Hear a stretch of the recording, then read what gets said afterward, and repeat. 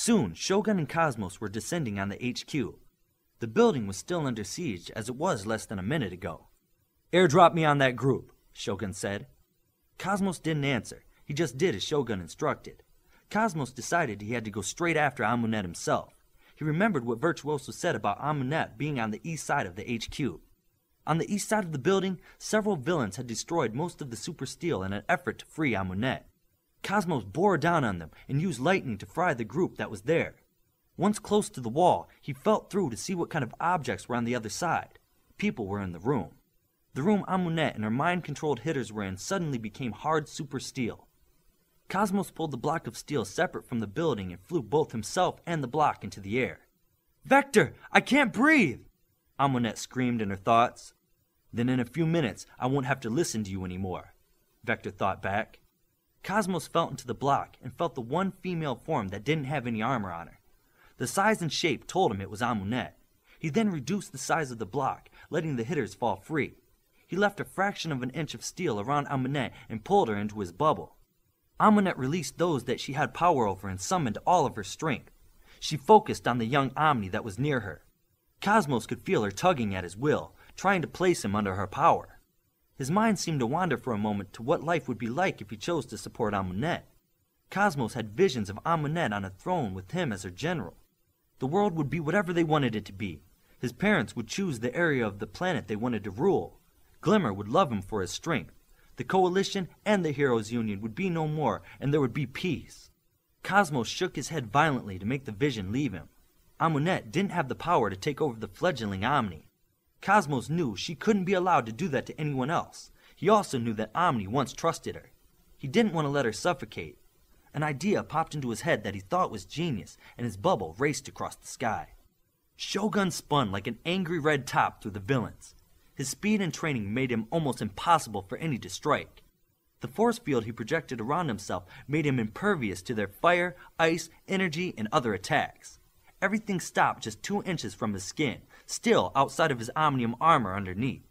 The repulsion power that she had was nothing next to the explosive power that Shogun was able to add to every blow he landed. Each strike hit like a blow from an angry Olympian. The villains were quickly being laid out on the streets around Shogun. "Shogun is here, and so is the Omni! We need to retreat!" A villain called out to his wrist communicator. "Omni or Cosmos?" Vector asked over the villain's comm system. "The young one! He took off with Amunet!" "Then retreat." The hitters that fell from Cosmos' block were no longer under Amunet's control. They landed down on the streets of London near the HU. They quickly joined the fight with Shogun. "Shogun is outside with the hitters Amunet had. They're driving the villains back," a stealth yelled back to Arthur.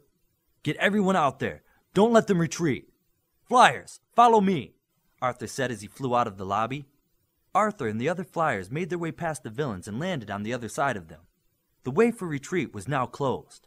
Arthur used his power blast to strike the villains again and again from a distance. It was now apparent why he was the leader of the London team, as dozens fell due to his efforts. Prism ran down the halls of the HU to the main computers. They had been destroyed by hitter punches.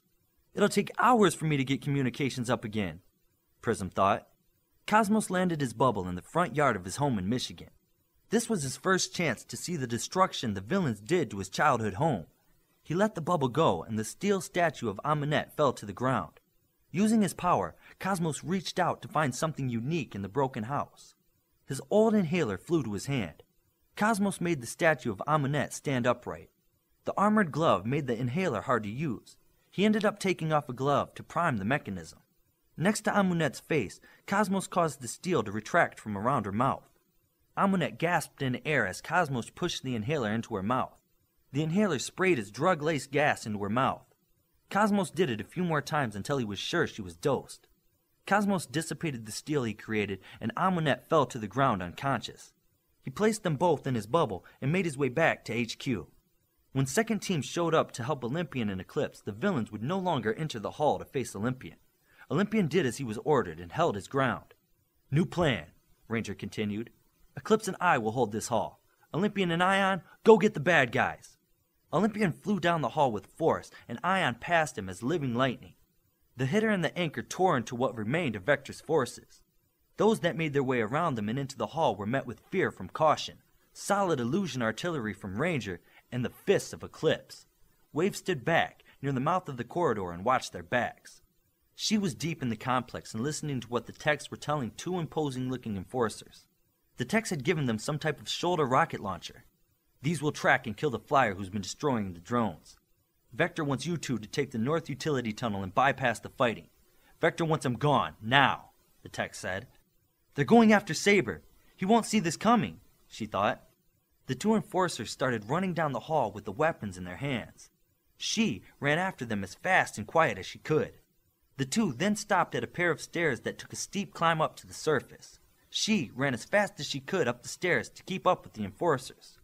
The door that was covered with sand was flung open by the first enforcer. He then jumped up and onto the sand. The second enforcer was right behind him. She's heart was beating so hard she had never been so afraid. These two greatly outpowered her, and she knew if she picked this fight, she may not be able to escape. Let's hope that Arab sees this, she thought to herself. She was invisible as she stood in front of the two enforcers. They were busy arming their weapons and looking to the dogfight in the sky. She waited for the right time to strike. Weapon is hot and ready to go, the bigger enforcer said. Hold on a second, the second enforcer said. She drew her sword and jumped into the air. She struck the bigger enforcer right across the eyes with her sword and kicked him back in the chest in one smooth move. What was that? The bigger enforcer asked in surprise.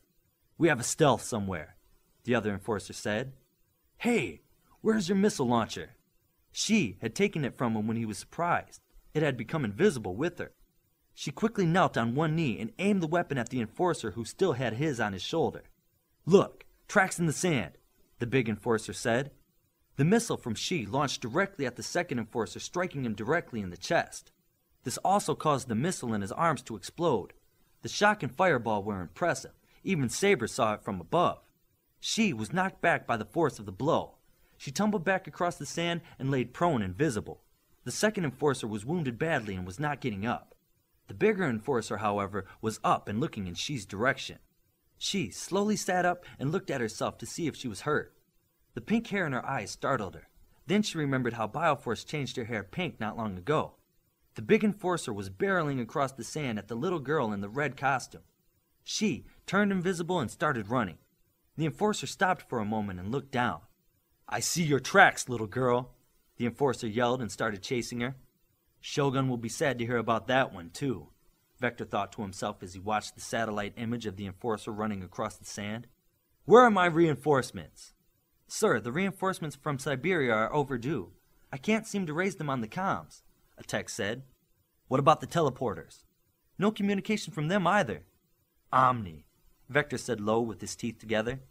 Darkspeed and Bioforce caught up with the others in Corridor 6 just as Olympian and Ion returned from finishing the villains. Eclipse backed out of the corridor on his hands and knees. I think we got everyone outside of the command center. I'll need everyone to get to the surface while I go after Vector, Darkspeed said. Are you crazy? What happened to Never Alone? Ranger asked.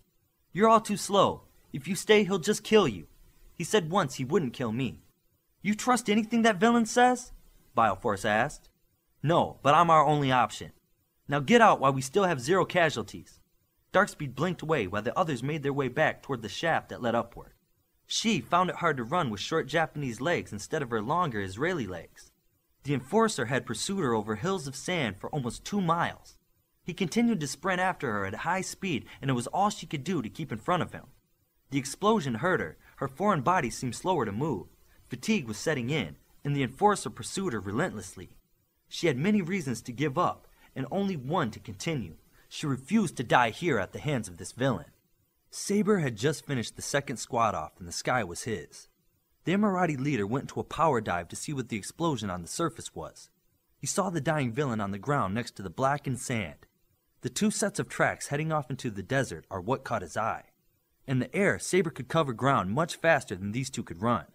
The enforcer dove forwards at the tracks he was chasing. She did her best to evade the villain who tried to tackle her. She was not caught, but was knocked to one side and injured her shoulder. The enforcer immediately spun the direction he knew he struck her. With 2 hands thrust into the ground, he splashed hundreds of pounds of sand toward where he knew she was. She had to close her eyes and try to stagger away.